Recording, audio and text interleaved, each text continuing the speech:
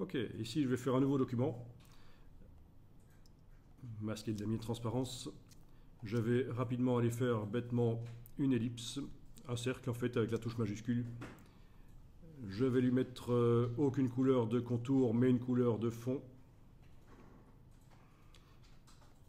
Donc ça vous allez pouvoir essayer après si vous voulez, je vous montre un peu la logique. Hein. Bien. Ok.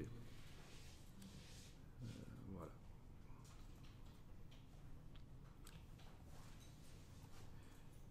Et je vais dans la palette aspect. Fenêtre aspect. Je vais dupliquer ce fond plusieurs fois. Une fois, deux fois, voilà. Le fond qui est le plus au-dessus, je vais lui mettre un effet de décalage. D'abord, je vais aller changer sa couleur un peu, voilà. Lui mettre un effet de décalage, effet, tracé, décalage. Un décalage négatif, moins 40, essayons ça, voilà. Ok. Donc, j'ai bêtement pris un objet, si je résume depuis le départ, j'ai créé un cercle et j'ai mis, ben, il y avait un fond, j'ai mis une couleur de fond et puis j'ai dupliqué ce fond. J'ai changé la couleur d'un des fonds qui était supérieur et je lui ai mis un effet de décalage. Sur le fond le plus au-dessus, je change encore la couleur et je vais lui mettre un autre effet de décalage. Effet, tracé, décalage. J'avais mis moins 40, on va essayer moins 70, voilà, moins 80. Ok.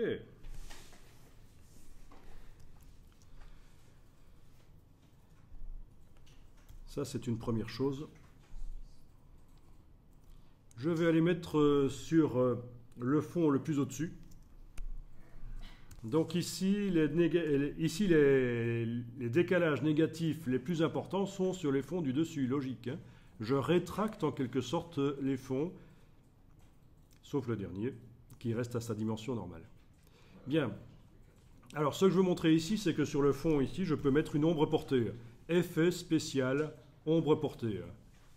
Et là, je vais m'approcher un peu de quelque chose de plus réaliste au niveau de l'effet. Effet spécial, ombre portée, ça se met sur ce fond-là. Je peux réduire l'opacité ici un peu si je veux. Je peux augmenter la dimension de l'ombre, la décaler, l'atténuer. Bon, ok. Ok.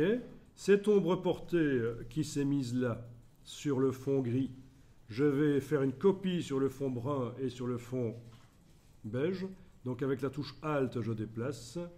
Avec la touche Alt, je déplace encore. Et voilà, vous avez des effets spéciaux un peu 3D avec du relief. Ça fait penser un peu à du papier, peut-être, du papier découpé. Ça peut être très sympa. Mais pour que ce soit vraiment, ça ressemble vraiment à du papier découpé, je vais faire ceci. D'abord décaler, copier ça pour qu'on garde pour la démonstration les différentes étapes. Alors je vous montre, ça vous arriveriez à faire ça quand même. Hein.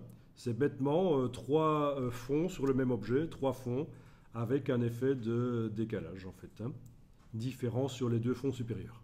Et des ombres portées sur les trois fonds. Bien. Alors, je sélectionne l'objet, je clique sous tout, et je vais appliquer un effet de bruit en fait. Les effets Photoshop sont séparés du reste par une ligne. Tout ce qui est en bas ici sont des effets Photoshop qu'on peut appliquer sur des objets vectoriels malgré tout. Effet. Alors, le bruit, où est-ce qu'il est,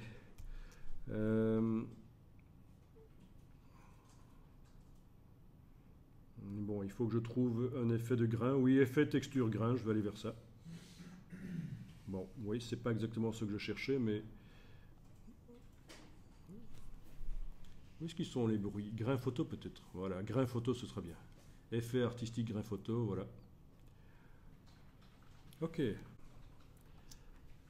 Et donc, tout ça pour donner un effet naturel, en fait, hein. Ça a été un gros reproche à Illustrator pendant des années, c'est qu'on voyait que c'était vectoriel, ça faisait infographie, c'était un peu froid.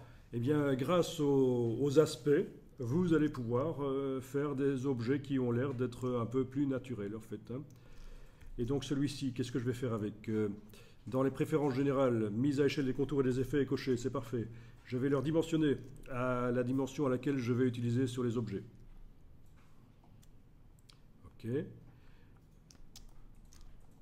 Et je vais en faire un style graphique et tester ça sur du texte éventuellement. Donc style graphique, voilà.